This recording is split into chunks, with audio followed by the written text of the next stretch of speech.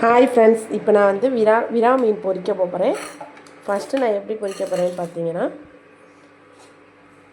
நான் வந்து இந்த மாதிரி மீனாக எடுத்து வச்சுருக்கேன். நல்லா துண்டு துண்டாக எடுத்து வச்சுருக்கேன். நான் வந்து அரைச்சி வச்சுருக்கேன்.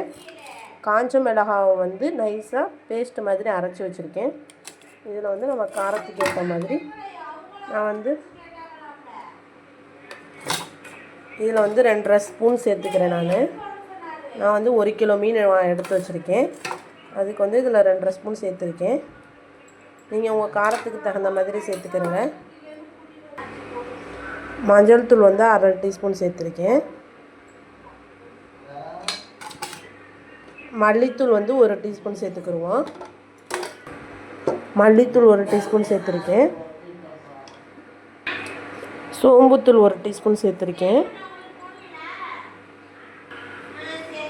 கடலை மாவு வந்து நான் 1.5 டீஸ்பூன் சேர்த்துக்கிறேன்.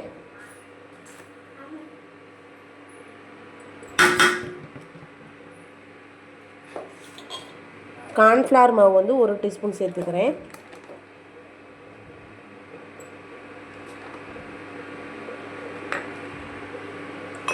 அரிசி மாவு வந்து 1.5 ஸ்பூன் சேர்த்துக்கிறேன். அரிசி மாவு 1.5 ஸ்பூன் சேர்த்துக்கிறேன்.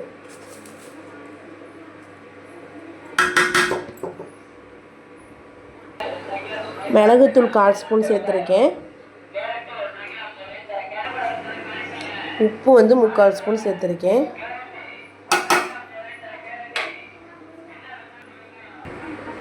இஞ்சி பேஸ்ட் வந்து நான் 1 ஸ்பூன் அளவுக்கு சேர்த்துருக்கேன். இப்போ இதை நல்லா மிக்ஸ் பண்ணிக்கிடுவோம்.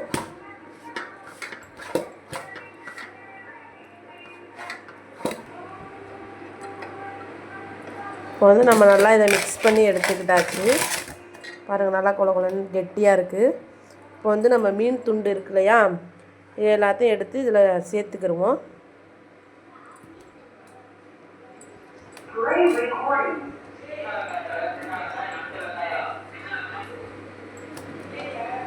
இதில் வந்து கொஞ்சோண்டு கரம் மசாலா, கொஞ்சோண்டு சிக்கன் 65 மசாலா இருந்துச்சுன்னா ஆட் பண்ணிக்கோங்க. நல்லா டேஸ்ட்டாக இருக்கும். இன்றைக்கி எங்கள் வீட்டில் இல்லாதனால நான் அதை போடலை.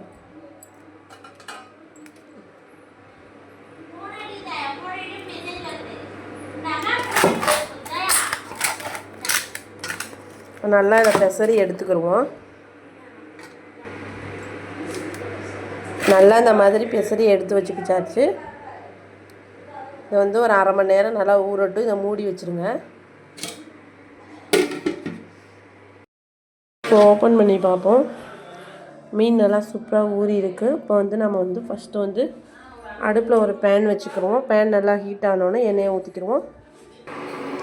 பேன் நல்லா ஹீட் ஆகிடுச்சு. இப்போ நம்ம எண்ணெயை ஊற்றி எண்ணெயை நல்லா சூடாக வச்சுக்கிடுவோம். இப்போ எண்ணெய் நல்லா ஹீட் ஆகிடுச்சு. நம்ம வந்து மீன் எடுத்து இதில் போட்டுக்கிடுவோம்.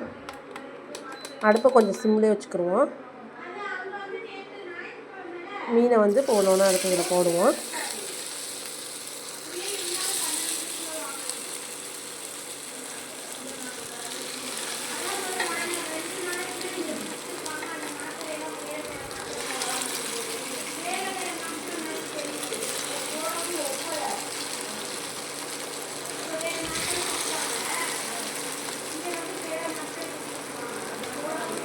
நல்லா பொரியட்டும்.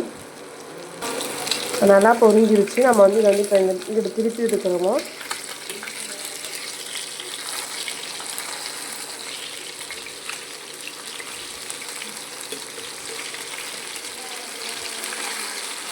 எல்லாமே இந்த மாதிரி திருப்பிக்கிடுவோம்.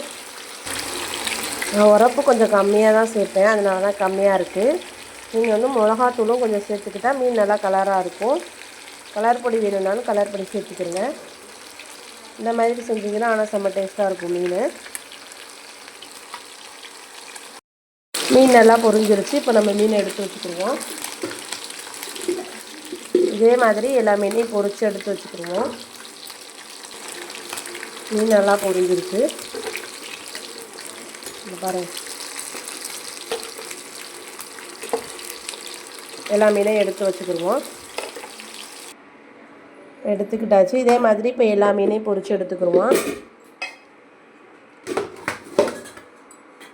மறுபடியும் அதே மாதிரி சுற்றி எல்லா மீனும் வச்சுக்கிடுவோம்.